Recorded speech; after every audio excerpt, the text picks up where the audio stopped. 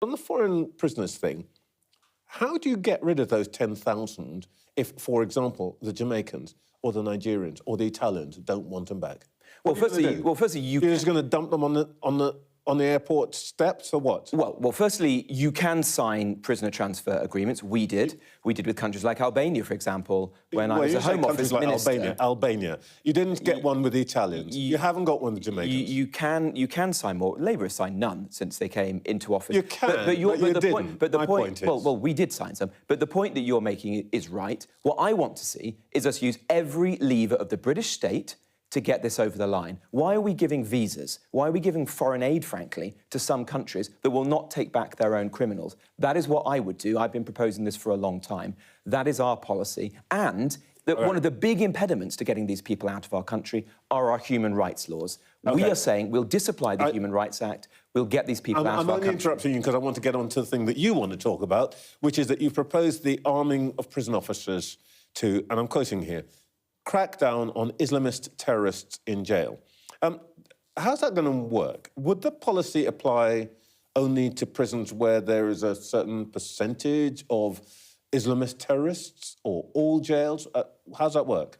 Well, at the moment, there are some very, very dangerous people in our high-security prisons. You've seen just in the last few months a dangerous prisoner like Axel Rudakabana attack, allegedly, a prison officer, the Southport killer. You saw Hashim Abedi, an Islamist terrorist, allegedly attack a prison officer. These people are held in our maximum security jails. And at the moment, they're running riot. We are losing control of those prisons.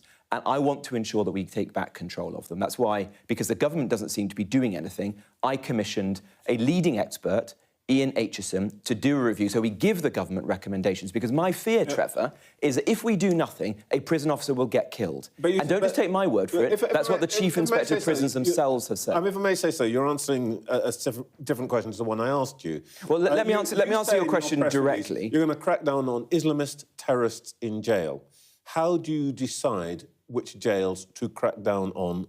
Or within, I mean, how does what we're talking about here is maximum security prisons. Well, why did you say Islamist terrorists in jail? Why didn't you just say maximum security prisons? Well, it does actually say that in the book that we've I've read your press release. It does say that. But let me answer the headline. Let me answer what we're proposing here. What we're saying is, in those maximum security prisons, where you're dealing with extreme risk individuals, let's ensure the officers have what they need. Give them tasers, give them stun grenades, give them baton runs, and give them access to lethal weapons. And you're going to give them guns as well? In extreme situations. Yes, not prison officers walking the wings of prisons, but enable them to have access to weapons in extreme situations.